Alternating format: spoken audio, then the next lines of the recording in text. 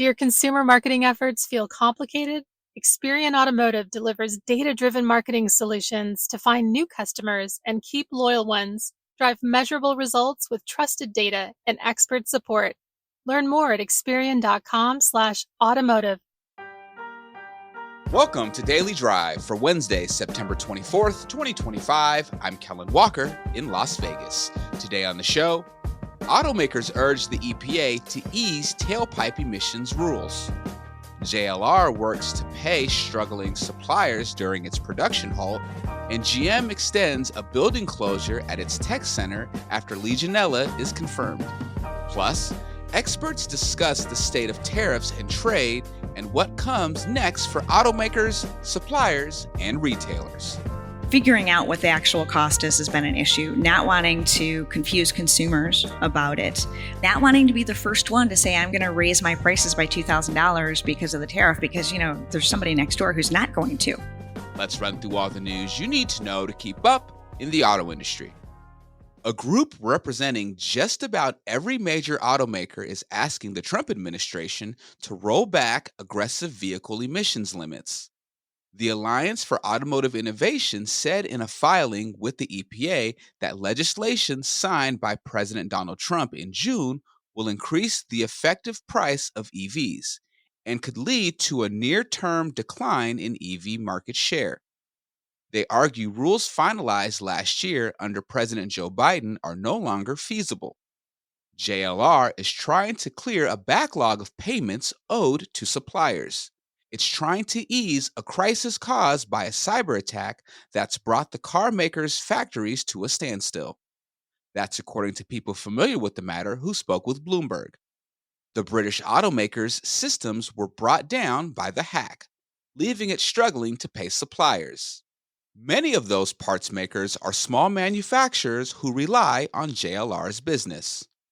One of the people said that in recent days, JLR has paid about $400 million to partners and aims to clear the backlog by the end of the month. And General Motors is extending the closure of an engineering building at its Global Tech Center. That's after tests confirmed that Legionella bacteria was present. The automaker closed its Cole Engineering Center on the campus in Warren, Michigan on September 10th after 2 employees tested positive for Legionnaire's disease. It's a serious form of pneumonia that could spread through water and in heating and cooling systems. The building had been expected to reopen as soon as this Monday, but GM said in a statement that the building will remain closed this week. And those are today's headlines. You can find more details on all those stories at autonews.com. Here to talk more about automakers urging the EPA to ease tailpipe emissions rules is automotive news tech and innovation reporter Molly Boygan, who has been following the EPA's moves under the new Trump administration. Molly, welcome back to Daily Drive. Thanks for having me. So, Molly, back in July, the EPA proposed rescinding its finding that greenhouse gas emissions are dangerous for human health. So isn't the agency already moving in the direction that automakers want?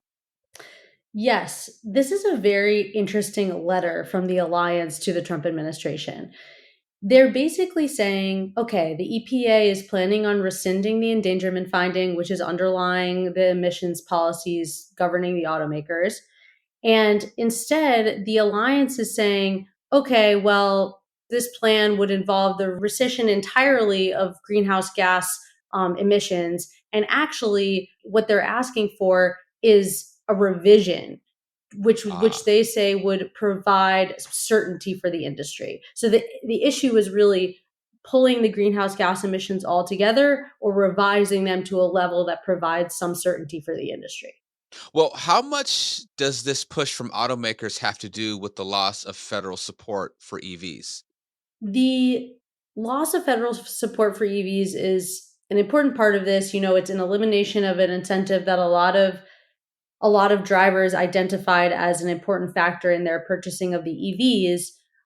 I think that this is a sort of saying without saying that the alliance views that the administration is about to take a step that will go too far. Basically, they're saying the standards established under the Biden administration are not feasible, but it's also important for us to have some guardrails because a new administration could take office in the coming years, and it'll basically just create some sort of connective tissue for us to hold on to throughout administration. So it's a really interesting letter. I would highly recommend people check it out. It's on the Alliance's website. It's a little dense, but they are kind of trying to thread this needle of saying, yeah, we don't like the current standards, but don't leave us with nothing. Good stuff. Molly, thank you so much for joining me. Thanks for having me. Coming up, experts weigh in on how tariffs are affecting the auto industry and how companies can navigate the uncertainty. That's next on Daily Drive. Are you an automotive marketer navigating today's rapidly evolving landscape? Finding new customers and nurturing existing relationships can feel like a complex journey. But what if you had a powerful engine fueled by trusted data to guide your way? That's where Experian Automotive comes in. We understand the challenges you face. Today's personalized consumer journeys demand intelligent planning and precise execution. That's why we offer the Experian Marketing Engine, a coordinated suite of data-driven solutions designed to help you develop, execute, and most importantly, measure effective marketing campaigns. At the heart of our solutions is Experian's trusted data and a dedicated automotive team committed to your success. We empower you to drive measurable results with unique data insights, including identity solutions to help you better connect with your ideal customers with greater accuracy by cleaning and enriching your first-party data. Consumer and market insights helps you gain a deeper understanding of market trends and consumer behavior, enabling you to better target consumers. Targeted audiences to help you pinpoint and target the right prospects at the right time with the right message. Better data truly connects you to better results. Stop guessing and start driving measurable impact with Experian Automotive. Ready to transform your automotive marketing? Visit Experian.com/automotive to learn how our data-driven solutions can help you find new customers, keep loyal ones, and navigate the road ahead with confidence. That's Experian.com/automotive. Take control of your marketing journey today. Welcome back to Daily Drive. I'm Kellen Walker. The lack of clarity around long-term U.S. trade policy, especially on tariffs, has left auto companies in a holding pattern. But experts say automakers are also managing costs through spreading the peanut butter, distributing the financial burden across global operations. This month at Automotive News Congress, Director of Tech and Innovation Coverage Hannah Lutz hosted a panel about how the trade environment is affecting the industry. Jennifer Savavian is president and CEO of Autos Drive America. Colin Shaw is president of MEMA Original Equipment Suppliers. Stephanie Brindley is associate director of Auto Intelligence at S&P Global Mobility. And Patrick Kattenkamp is CEO of A2 Mac 1. Here's a piece of their conversation. Since tariffs began, many in the industry have said they felt kind of frozen. They're kind of paralyzed. They can't make really big decisions. They're waiting for clarity on long-term trade policy. Are we any closer to that clarity today? And why does that clarity matter so much? Jennifer, let's start with you. Sure. Thank you so much for having me. So what a question to start with. So I would say, are we getting closer to certainty? In some areas, maybe a little bit. I would say, things are getting a little bit more certain when it comes to the EU, for instance, Japan, the deals that we've had with those two countries, but not necessarily so much with South Korea, with Mexico, with Canada. Not to mention, there are so many additional tariffs that the administration is possibly looking to implement, right? There are other investigations ongoing in a lot of different sectoral areas, and the expectation is that will increase the amount of tariffs that the industry will be faced with. And then, of course, to top all of that off, we have, of course, the Supreme Court just a couple days ago deciding to take up the case about the IEEPA and the reciprocal tariffs, right? And so that leaves another big question mark as to kind of where are things at. So I would say that I think for the industry, there's no question that there isn't a lot of certainty right now, and I think that's what's missing, and that's what's really needed. Yeah, I'm glad you brought up that court decision because it can be confusing. So how does that affect the auto industry? It was the country level tariffs that they were discussing in the fentanyl. The country level tariffs are, of course, on all goods and services. So for the auto industry, the sectoral tariffs are the most direct impact. And to Jennifer's point, there are still several outstanding. Medium heavy commercial vehicles is one that's still outstanding.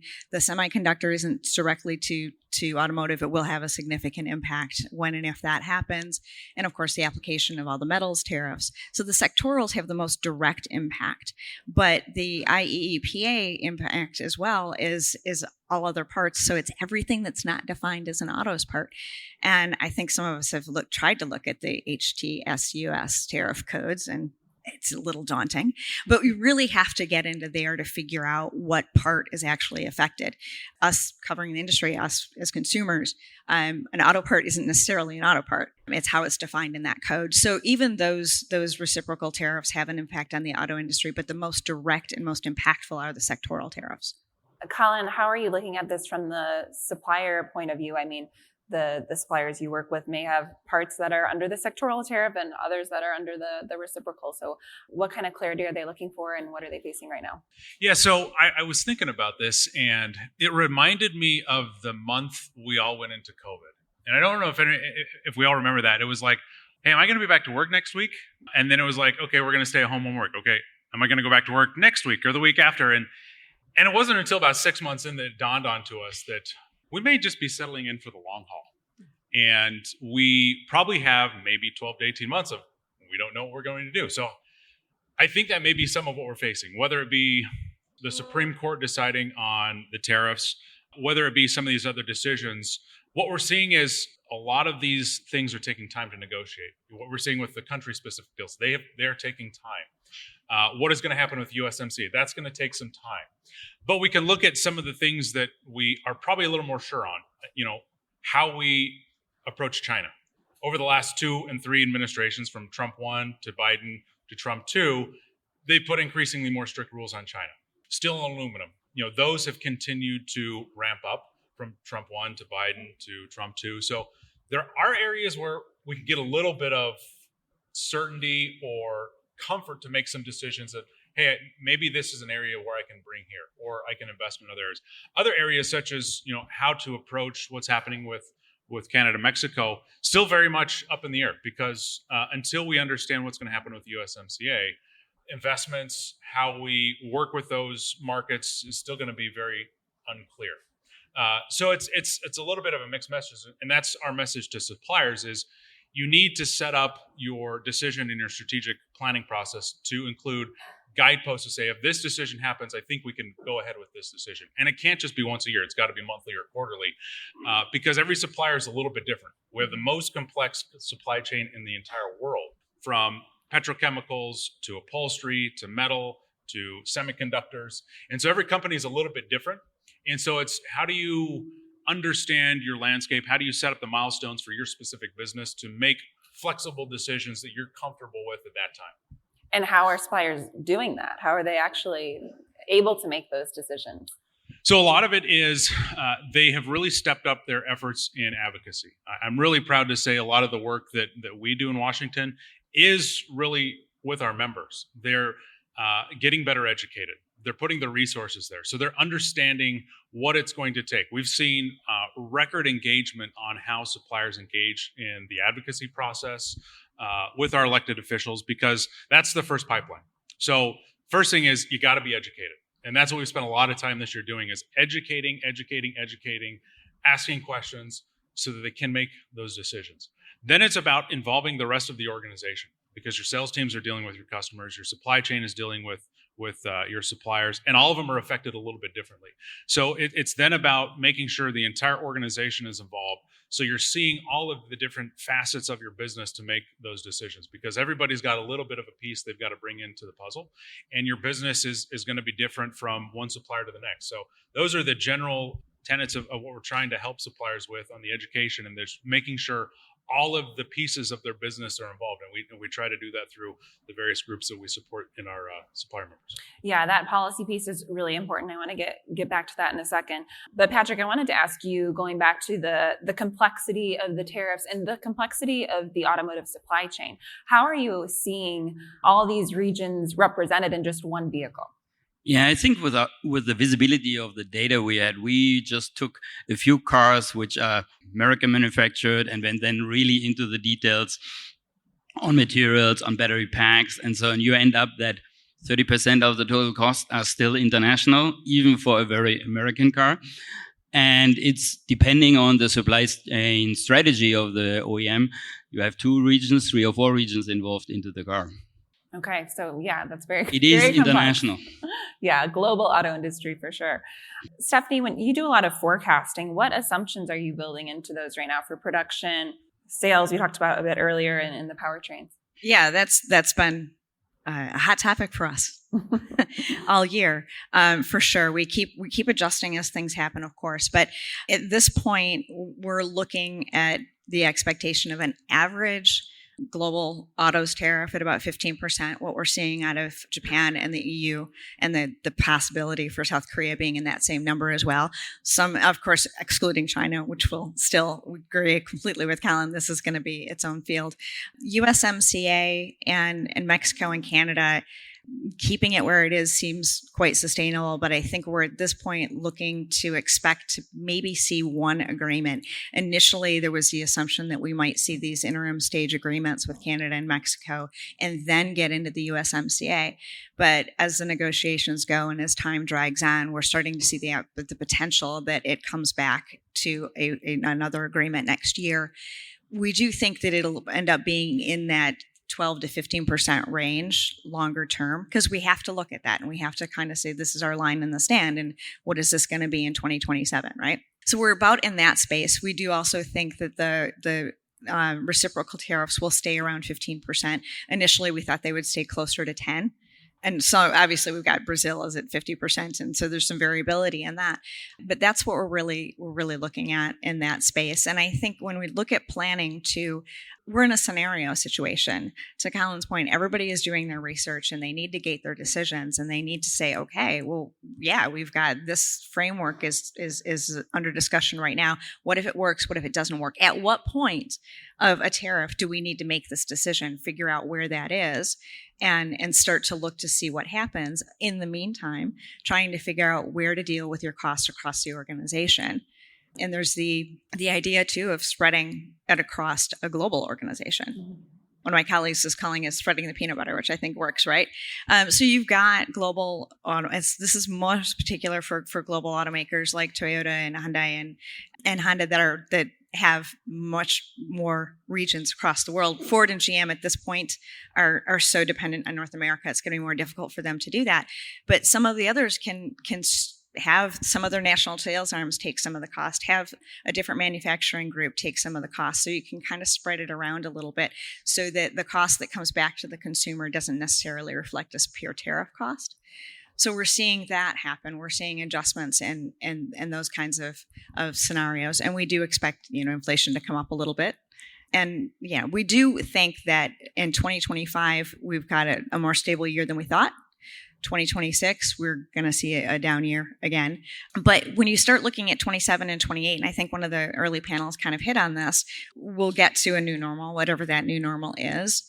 And we'll have our next challenge, because it's good that the industry is learning resiliency over the last 15 years, because we're going to have more challenges. That idea of spreading the peanut butter is a good way to put it. It goes to a question we got the audience. So please keep asking your questions and I'll ask them up here. Is the uncertainty around tariff rates and the pending litigation the reason we haven't seen substantial pass-through of tariff costs to prices? So you mentioned it's like kind of a thin spread. When could we see that kind of ramp up? We haven't seen pricing increase dramatically so far because automakers are eating it at this point. That isn't sustainable in the position that it is right now. It has to change. It has to evolve. But you don't want to have wild price swings for your consumers. You want to figure out how you're going to deal with this. You don't know what the tariff is actually going to be, so you don't know if the cost structure that you have today, it's not going to be the same cost structure. I'll rephrase that, because the tariffs are going to be higher, whether they're 25% or 15%, it's going to be higher. You're also pulling all of these levers to adjust your costs. So there isn't a straight line right now to be able to say it's going to be $10 on every vehicle. And there we go. And we'll just add it by that. So figuring out what the actual cost is has been an issue. Not wanting to confuse consumers about it, not wanting to be the first one to say I'm gonna raise my prices by $2,000 because of the tariff, because there's somebody next door who's not going to, because that's an advantage as well. Mm-hmm. So there's a lot of variability in slowing that down. With 2026 model year and going forward, we will see pricing increases, but they're not going to be as dramatic. We're going to see easy resourcing as much as possible. We're going to see cost containment. We're definitely seeing trim level change, decontenting, moving things around. We could see components, especially if you throw in the fact that you don't have regulatory on fuel efficiency as much, you could see some components change and get maybe lightweighting is for a minute slightly less important than it was. And maybe you can shift to a slightly less expensive cost. So there's a lot of ways to manage that out. And that's one of the reasons, because it's so complicated. And how do you explain it to a consumer? Sure. Good luck with that. Stephanie Brindley is Associate Director of Auto Intelligence at S&P Global Mobility. Colin Shaw is President of MEMA Original Equipment Suppliers. Patrick Cantenkamp is CEO of A2 Mac 1, and Jennifer Savavian is President and CEO of Autos Drive America. They spoke with our own Hannah Lutz at Automotive News Congress in Detroit. That's Daily Drive for today. I'm Kellen Walker.